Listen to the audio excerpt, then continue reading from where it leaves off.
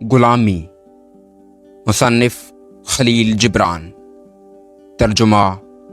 احمد اشفاق۔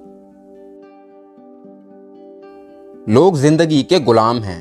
اور یہ ایک ایسی غلامی ہے جو ان کی زندگی کے ایام کو دکھوں، تکلیفوں اور مصیبتوں سے بھر دیتی ہے، اور ان کے راتوں کو آنسوں اور کرب سے بھر دیتی ہے۔ مجھے پہلا جنم لیے 7,000 برس بیت چکے ہیں،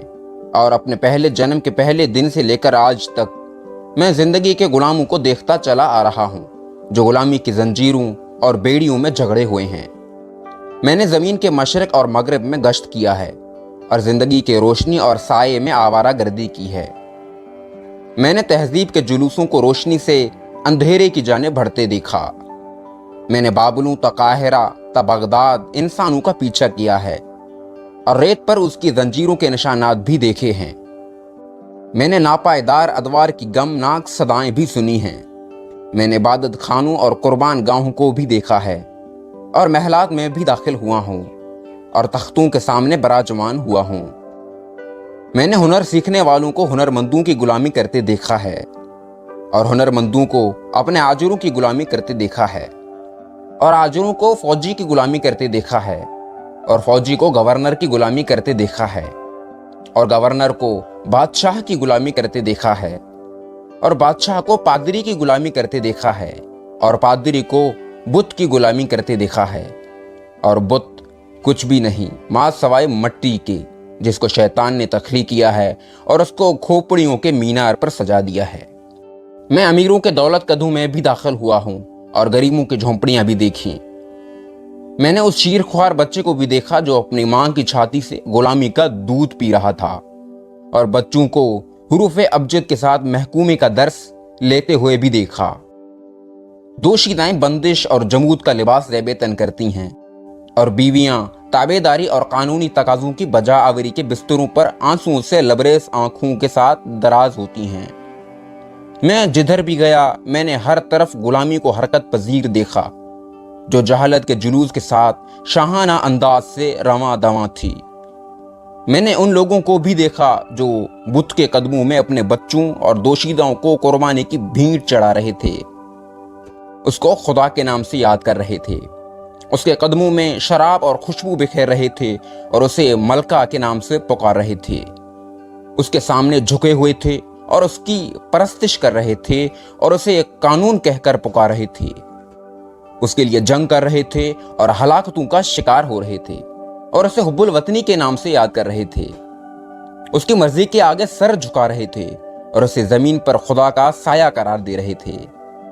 اس کی خاطر گھروں اور اداروں کو تباہ کر رہے تھے،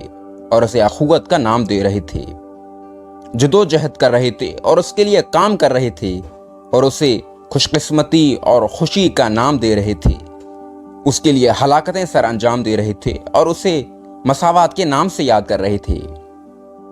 اس کے بہت سے نام ہیں، لیکن حقیقت میں ایک ہے۔ اس کی کئی ایک شکلیں ہیں، لیکن وہ ایک ہی عنصر سے بنی ہوئی ہے۔ حقیقت میں وہ ایک ہمیشہ موجود رہنے والی بیماری ہے، جو ہر ایک نسل کو اس کے پیش رو سے ورثے میں ملتی ہے۔ میں نے اندھی غلامی کو بھی دیکھا، جو لوگوں کے حال کو ان کے والدین کے ماضی کے ساتھ نتھی کرتی ہے، اور ان کو مجبور کرتی ہے کہ وہ ان کے طور طریقے اور رسم و رواج کو اپنائیں، پرانی روحوں کو نئے اجسام میں داخل کرتی ہے۔ میں نے خاموشی اور بے زبان غلامی بھی دیکھی، جو ایک مرد کی زندگی کو ایک ایسی بیوی کی زندگی کے ساتھ جوڑتی ہے جس سے وہ نفرت کرتا ہے، اور عورت کے جسم کو ایک نفرت کرنے والے خاوند کے بستر کی زینت بناتی ہے، دونوں کی زندگی کو روحانی طور پر مردہ کر ڈالتی ہے۔ میں نے بحری غلامی بھی دیکھی، جو روح اور دل کا گلا گھونٹ دیتی ہے، اور انسان کو ایک آواز سے خالی صدا بنا کر رکھ دیتی ہے، اور جسم کا ایک قابل رحم سایہ بنا کر رکھ دیتی ہے۔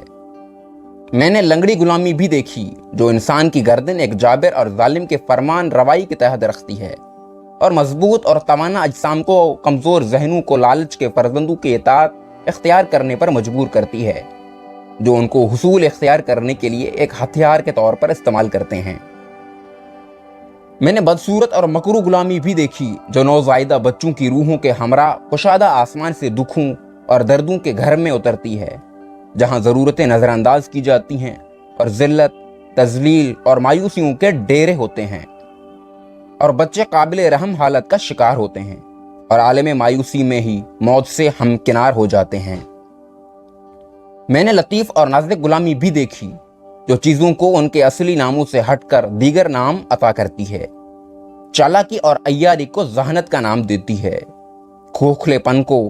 خالی پن کو علم کا نام دیتی ہے، اور کمزوری کو محتاط پن کا نام دیتی ہے۔ میں نے میلان اور رجحان کی غلامی بھی دیکھی جو ایک قوم کو یہ ترغیب دلاتی ہے کہ وہ ایک دوسری قوم کے قوانین کی تعمیل کریں، اور اس ترغیب میں دن بدن اضافہ رونما ہوتا رہتا ہے۔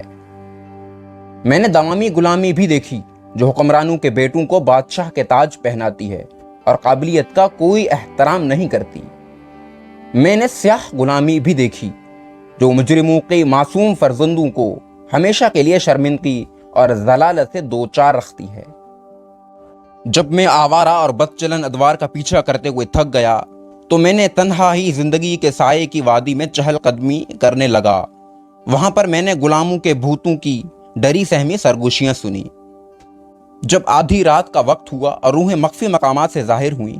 میں نے ایک مردار سا دیکھا۔ میں اس کے پاس جا پہنچا اور اسے دریافت کیا، تمہارا نام کیا ہے؟ ایک مردہ لاش کے خوفناک سائے نے جواب دیا، میرا نام آزادی ہے۔ اور میں نے اسے دریافت کیا، تمہارے بچے کہاں ہیں؟ اور آزادی نے پھولے ہوئے سانس کے ساتھ روتے ہوئے کہا، ایک صلیب پر چڑھ کر مر گیا، ایک دوسرا پاگل ہو کر مر گیا، اور تیسرا ابھی پیدا ہی نہیں ہوا۔